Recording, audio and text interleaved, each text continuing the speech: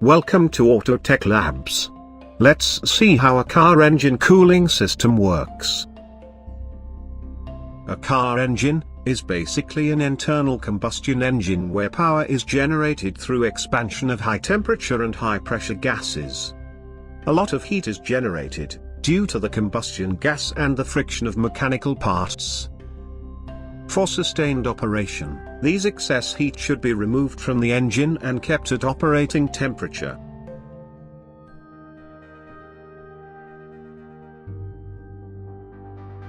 Now let's see the parts involved in cooling the engine. The main parts for cooling the engine are water pump, radiator, thermostat, coolant temperature sensor, and coolant. First, the water pump. Water pump is the heart of the cooling system, which pumps the coolant. It consists of an impeller, a pulley flange, and an O-ring. The impeller is driven by the engine drive belt through a pulley. Next, the radiator. The radiator is a heat exchanger used to transfer the excess heat developed by engine to the atmosphere. The radiator is having an inlet port, outlet port, a drain plug, and a radiator pressure cap. The radiator pressure cap plays a vital role in the cooling system, which will be explained later. Next, the thermostat. The thermostat is a valve which regulates the flow of the coolant and helps to maintain the proper operating temperature for the engine. The thermostat consists of a frame, charge cylinder, main valve, main spring, bypass valve, and secondary spring.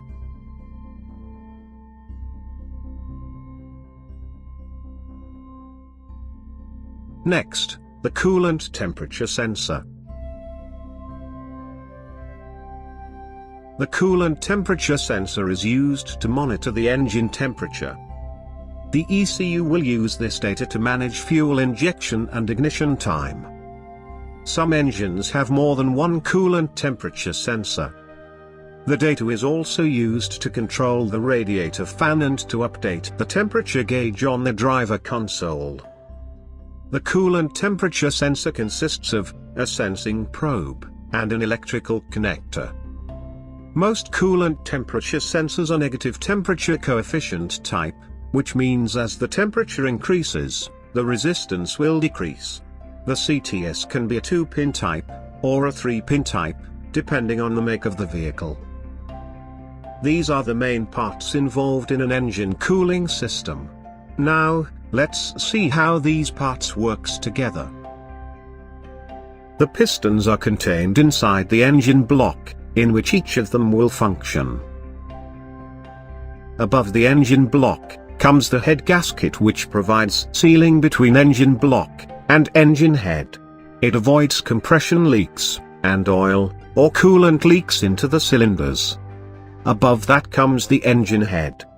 The engine is having a safe passage through which the coolant can flow without entering into the cylinder or mixing up with the oil.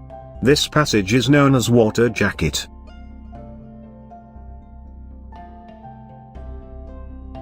Let's put the parts one by one and see how it works.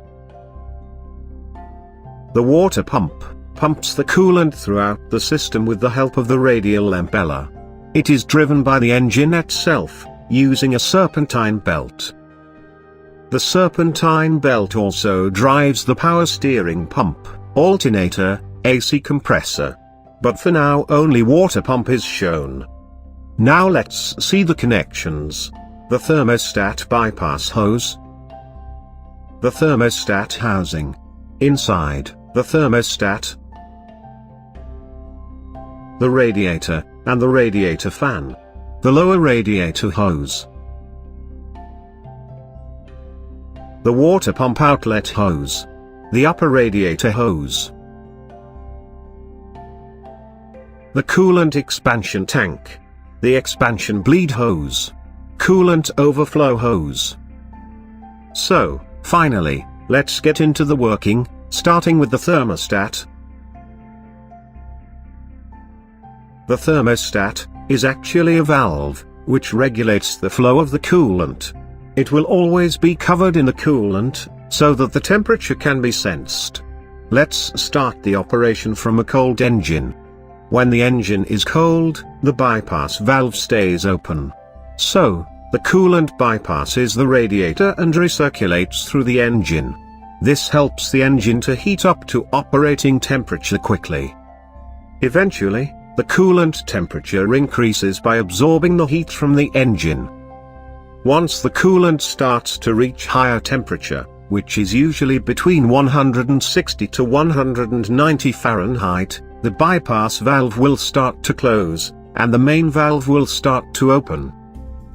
This allows the cold coolant from radiator flow to the engine side, and the hot coolant from engine side flow to the radiator. In most cars, the coolant temperature sensor is located near the thermostat housing. It will turn on the radiator fan if the coolant to the radiator side is at high temperature.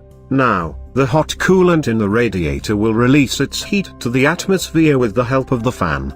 At the same time, the cold coolant received from the radiator will start to absorb the heat from the engine for the next cycle. Heating liquid inside a closed system always builds up pressure. So, how to maintain the pressure? Here comes the role of the radiator pressure cap. It consists of a spring-loaded valve mechanism, which will respond to higher pressure. Reaching a pressure above 15 psi will push the pressure cap valve, and the coolant flows to the expansion tank, until the pressure goes down to operation level. And when the system cools down, the vacuum inside the system sucks back the coolant from expansion tank. In case if there is too much pressure build-up in the system, due to trapped air, or other failures, the coolant in the expansion tank will be pushed out through the overflow hose. The car heater system is a part of the engine cooling system. The heater system comprises of the heater core, inlet and outlet hoses, a heater control valve which is optional and cannot be found in all vehicles. The heater core acts as a radiator, dissipating heat from the hot coolant to the vehicle interior, using a blower.